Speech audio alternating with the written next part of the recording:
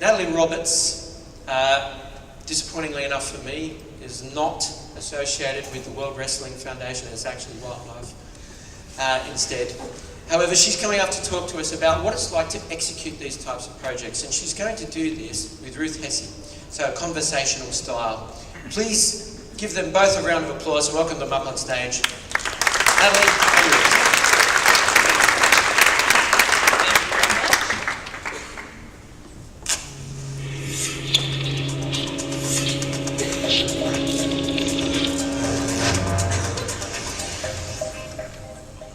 So Natalie Roberts is the National Operations Manager at World Wildlife Fund. Yes. And she has a background in sustainability, and she's worked on a lot of different projects, including one which was transforming softball spaces in children's centres to gorgeous little areas of natural beauty. Yes. I got it right, didn't I? Yes. Now, Mary mentioned something called conditions conducive to health. I don't know how many of us actually work in those.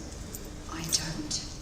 But Natalie was given the job of taking her organisation on a transformational journey, and they went from conditions that possibly weren't so conducive to health to something that most people now, if they walk in the door of the office, feel very envious.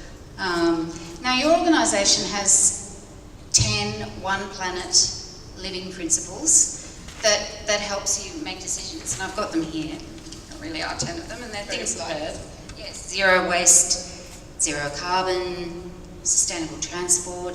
These all help with decision-making process. But what was your immediate concern when you had to go from the journey of the office that the organisation has since left and the dream of the kind of workspace that it was going to transition to?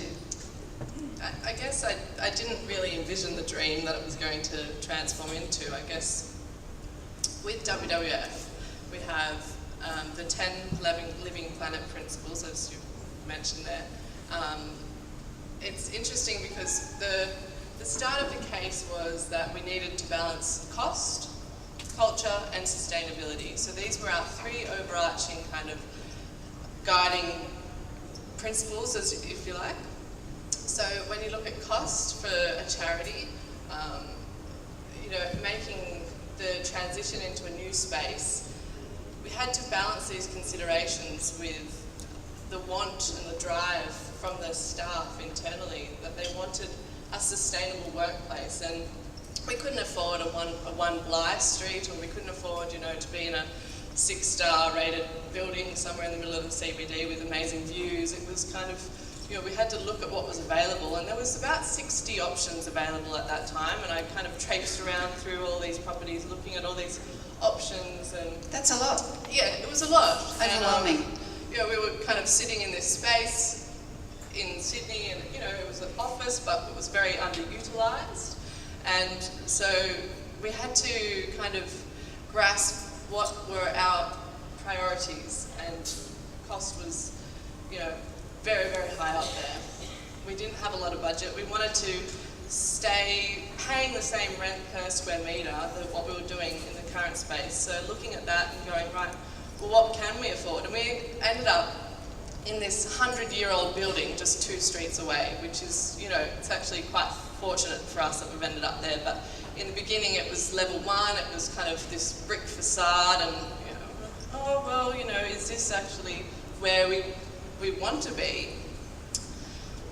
But then what happened was, through all this networking that I was doing across the city, I met Ben Thomas from the Better Buildings Partnership, and he educated me about green leases. And green leases is what we've now forged with this building owner, and it's amazing because what it does is it bridges the gap between the tenant and landlord.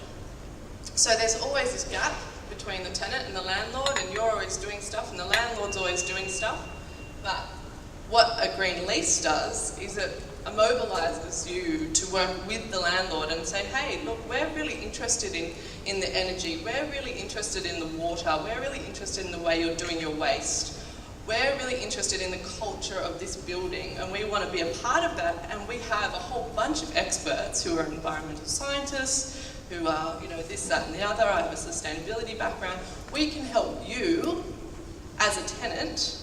And so they were like, oh, okay, right, yeah, we get what you're saying here. Like, did that come about straight it was away? a shock, because green leases aren't common and people don't really know what they are. So when I was going around with all these real estate agents across the city, it was like, oh, what's a green lease? Or what's neighbours got to do with anything? And what's this got to do with that? And, you know, I was kind of, you know, really, it was coming down to these really hard considerations. So from 60 buildings that were, you know, around the same price, only 10 of them would actually even consider talking about a green lease. None of them knew what it was.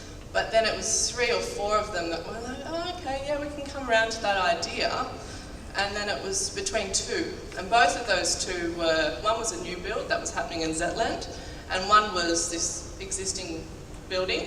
Like the most of the stock in Sydney, about 70% of the stock in Sydney is old buildings. And so we had this conversation. We brought in this engineer, because I'm not an expert, but we brought in this engineer and he assessed both cases and looked at the new build and looked at the old building and said, right, you could actually achieve 5 green stars on both of these as an interiors rating. It's like, okay, right, so we're moving along. And so you went through a process where you found that most of the people you approached didn't have any idea what a sustainable fit out would be. You narrowed it down out of 60 landlords. You got into a great relationship, and I understand that some of the resources that City of Sydney made available made that transition to working with one landlord a lot easier than it would have been. Yeah, I mean, City of Sydney have been a great advocate and support for me personally through the journey, because, you know, coming into this is like, all right, there's really big aspirational goals for WWF. They want to have 0 waste, they want to have 0 carbon, they want to have 0 this, 0 that. So, right, okay, this is a big challenge to actually make this a reality. What are the tangible, what are the actual things that we are doing here? So, yeah, City of Sydney, I guess, are fairly forward and advanced, and were able to come to the party and go, right, we can hold your hand through this process. They helped me develop the clauses. They pointed me in the right direction of what to do, and City Switch, you know, all, you know, it's just, I was reaching out for help, and they were more than happy to turn around and go, yeah, all right, this is what you need to do. So you actually ended up working with a landlord who realised that it was in his best interests. It was going to be economically better for him as well in the long term. Yeah. What was the result? Because we're running out of time. Oh. What was the result at the end of all of this? You went So we went from an empty space and pretty quickly transformed it into what is now going to be the first Green Star interior for, well, we're actually running as a pilot for the new Green Star Interiors version 1. And I've been to it, and it's absolutely gorgeous, and it seems to have made the staff confident that they're walking the talk.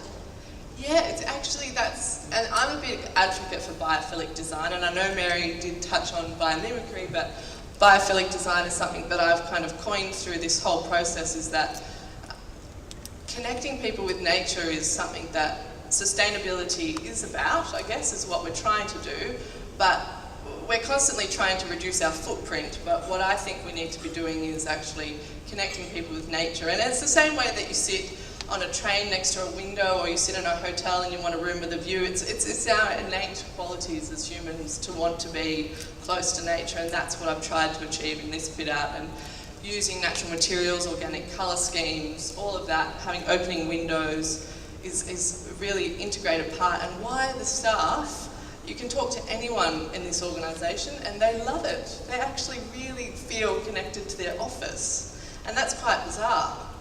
Because, you know, like, how many people do you walk around talking to about their office? Yeah. And they actually really enjoy going to work because the office is amazing. And that's the difference, I think. That's an inspirational story. Thanks, Natalie. No worries. Oh, sorry, sit off. Thank you. So thank you, everyone.